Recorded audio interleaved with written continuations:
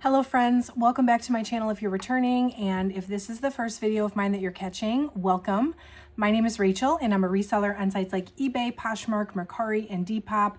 I love doing unboxing videos to show you what I'm bringing in to my reseller business, and I love coming back a few months later to give you an update on that box based on my actual results and a recommendation if I would buy the box again based on how it did for me. So today I'm actually giving you an update on the women's Preloved outerwear box from NuSource. And if you want to see how this one did, definitely stick around. So I purchased this one in November. I had everything listed by December of 2025. And I wanted to give it as much time as I could because obviously highly seasonal. But at this point, like, it's June. I don't expect that I'm going to sell any more of this anytime soon. So I figured it was time to go ahead and do an update. So what I will do is I'll go over what sold, how much it sold for, what platform it sold on, how long it took to sell. Then I'll talk about what I have left. And at the very end, I will re-rate the box based on ease of listing, quality of items, and overall profitability. And I will give you my thoughts on it, a recommendation if I would order it or not, given the chance to get it again if I would pick it up again. So if you like content like this, please consider subscribing to the channel. Anytime I do an unboxing video, I come back a few months later and give you one of these update videos in hopes that it helps you in your own reseller journey. Hit that like button if you could, and let me know if you ordered this from NuSource. I would definitely be interested to know how it did for you and if your results were any different than mine. All right, so this box was actually, I don't remember how many pieces were in this box, and I tried to go back and look at my order history, and the NuSource website is like not showing me right now for some reason. So I know that I donated or sent to ThredUp a lot. So maybe it was a 30 piece. Maybe I'm thinking it might have been a 30 piece. I feel like it was more than 20 because I listed 10 and I'm pretty sure I donated over half of it, but I feel like it was not quite 40 because I don't know if I would have ordered it if it were 40 pieces. That's a lot. I might have. But at the end of the day, I listed 10 of the items that came out of the box, which put my cost per piece at $16 per piece. That was my choice though. There were a lot of things in the box that theoretically could have been listed. I just kind of felt like were not worth my time per se. Like the amount of money I would have gotten for it would not have justified the time it would have taken me to list it and cross-list it and photograph it, and then the storage space that heavy coats take up. So I ultimately listed 10 out of the however many, which put my cost per piece at $16 per piece. That was the box costing $160 and me dividing that cost amongst the items that I actually did list. Of what I did list, I have sold 5, and I have 5 left. So what I will do is show you on the side here from lowest sale price to high, what I sold. I'll show you what I have left. And then at the very end, I will go over my recommendation based on my results. If you want to watch the original unboxing video down below, I will have it linked. You can see how I rated the box initially. You can see everything that came out of the box, whether I listed it or not. It would be in the original video either way. So what actually sold out of this box? First and foremost, I had this quilted fleece lined vest in olive green. The brand was Cavallini. So this definitely was like vintage, or maybe not vintage technically, but it was older. This one sold in February, so it took about 7 weeks to sell. And I did get $15 for it on eBay. I really wasn't sure what I was going to get for this. I knew it wasn't worth nothing, but I knew it wasn't worth much also. So when somebody sent me a $15 offer, you know, beginning of February, you're starting to get into that like shoulder season of winter, and it hadn't had much interest up until that point. And so for me to not accept the offer meant that I could reasonably continue to sit on the item through the rest of summer into next fall, if it even sells then. So I just decided, let me take this $15 offer. Somebody's interested in this.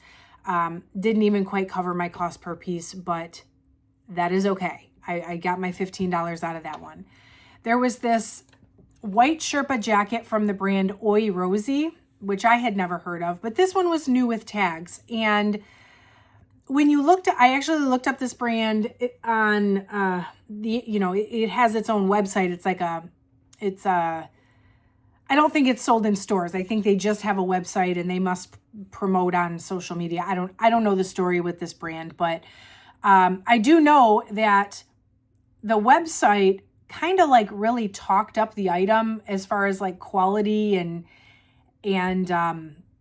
the stuff was quite pricey on the website, but holding the item in my hand, it felt kind of cheap, like a cheap boutique-y Amazon branded type thing. So it wasn't from Amazon, but it definitely didn't seem to physically have the quality that I could see on the website, which you know how that sometimes happens, especially with these like lesser known or unknown brands.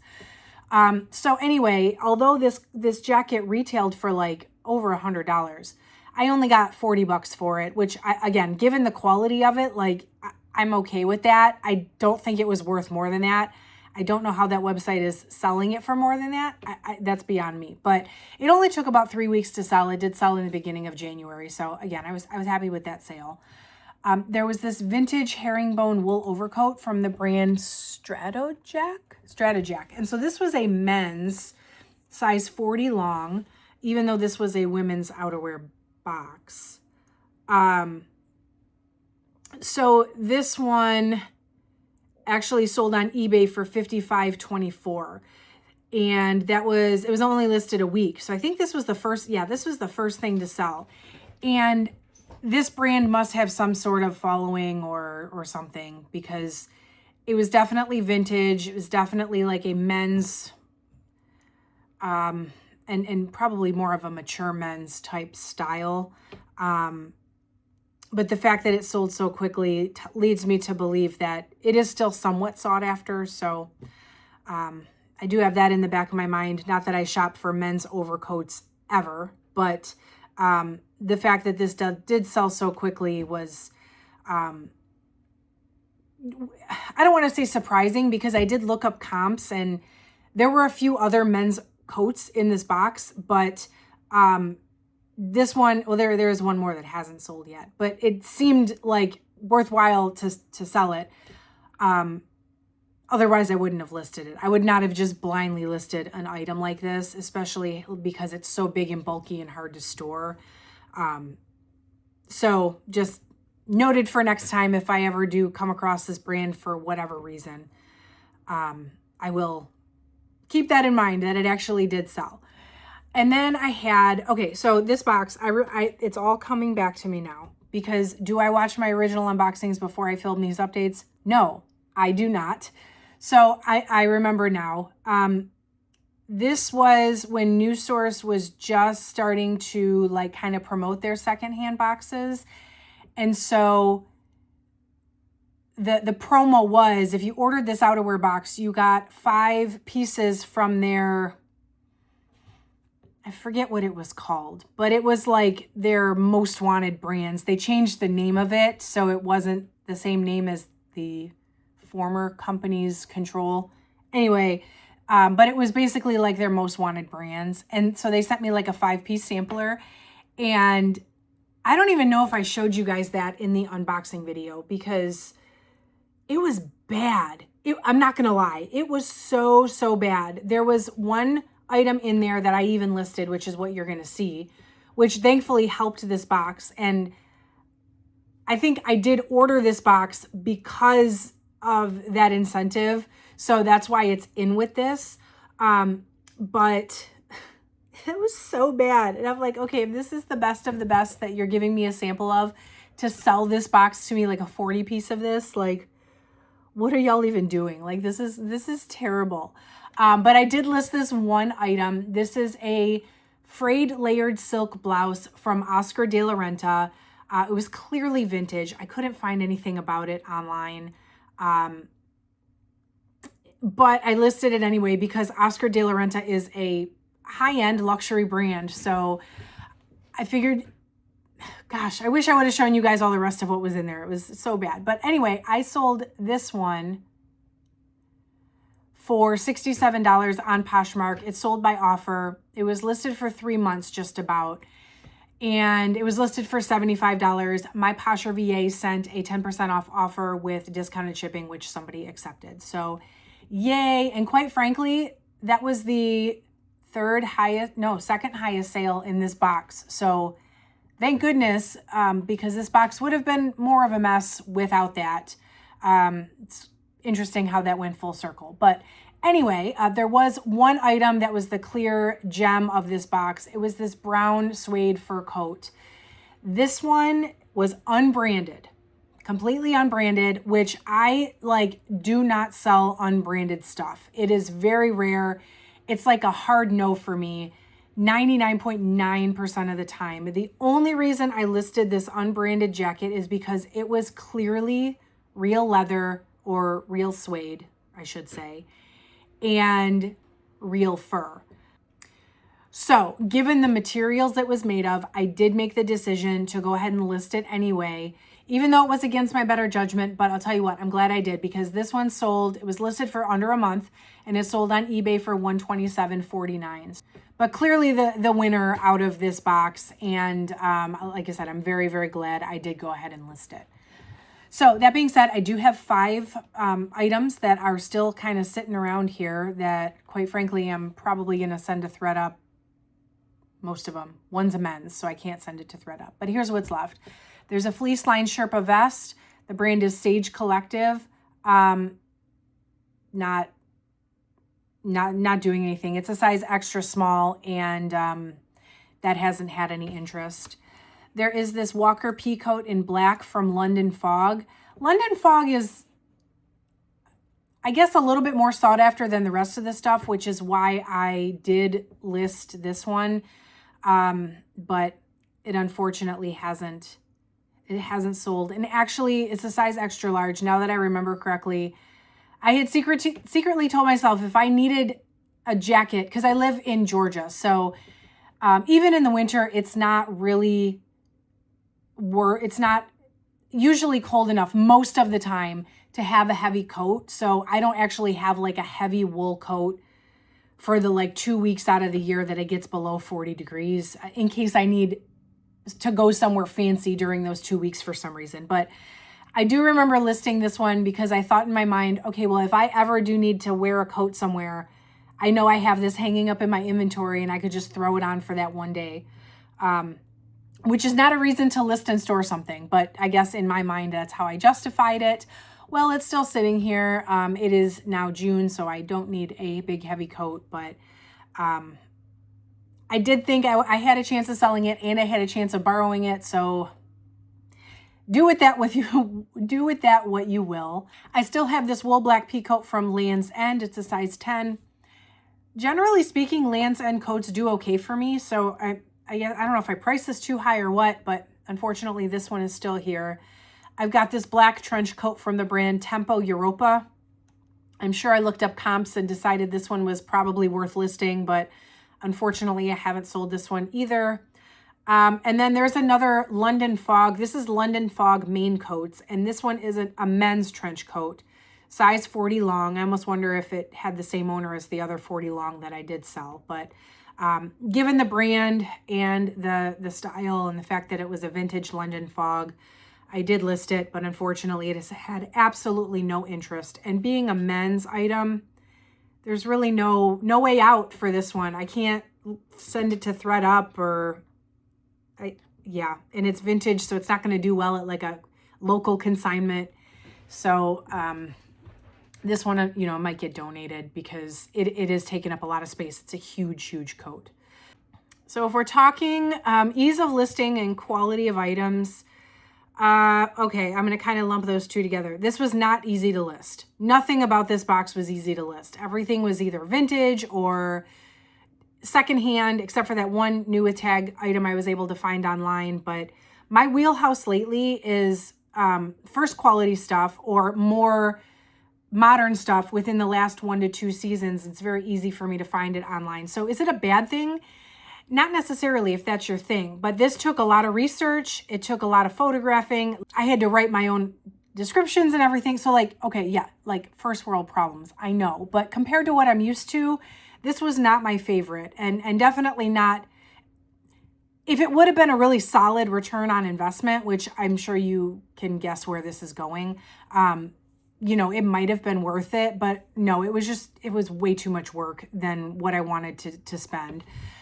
Quality of items, me only listing 10 of the items I got in this box. No, it wasn't great quality I don't remember there being a lot of damages per se, but just junk, like stuff that I could not list, which technically was to be expected when it's a mixed brand box and they're saying the only thing these things have in common is that they're going to be outerwear, specifically women's pre-loved outerwear, which it wasn't even all women's. Either way, I can't even complain about that. So what it comes down to though is profitability, and I spent $160 on this box, and as of right now, I've made $252. So if you subtract my $160 that I spent, I've made just over $90 in profit, which, okay, in fairness, to make $90 on the 10 items that I listed, having sold only 5 items, okay. I wish I wouldn't have spent time listing the other 5 items, if I'm being honest, but I don't know that if I sit on the rest of this stuff until wintertime, if I'm going to end up selling enough of it to make that double mark. Even if I did, $160 is very low risk, low reward at the end of the day, especially having to store this stuff for maybe a year. So all of that being said, this one's getting an oh no. It's not quite a dumpster fire. I didn't lose money. I did make a little bit of profit, but it's definitely an oh no. I wouldn't order this again. And quite frankly, I don't think I'm going to get the chance. I've been noticing on NuSource that they've really shifted their focus to first quality stuff. They're doing buyouts of like overstock and customer returns, and they're really trying to specialize on that. And props to them for doing that, because their secondhand stuff was not my favorite, like this box. I've noticed on their Instagram stories, they've been trying to sell off their incoming secondhand inventory, like bulk sell it off to maybe brick and mortar stores or local people that are willing to take in their secondhand incoming stuff on a weekly basis. And I have not seen them actually sorting or selling any secondhand mystery boxes, gosh, at least for the past month or so. So they're probably doing themselves a favor by doing it that way, because I wouldn't order this again. And quite frankly, I would not order their secondhand boxes again based on my experience so far. Now, I will say they've been pretty good with some of their first quality boxes. So like, don't write off NuSource based on my experience with this box. Definitely check them out if you're looking for inventory, specifically first quality inventory.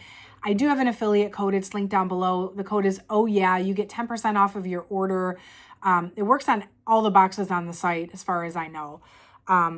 But I will not be buying this box or probably any secondhand boxes again, even if I had the chance. So that is my update on this one. I hope you found this helpful. Make sure you subscribe if you like videos like this. I love doing these updates to give you some real results on the mystery boxes that I order.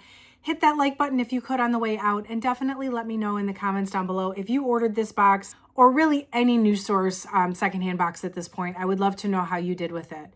But that is it for today, friends. Thank you so much for watching. I will catch you in the next one.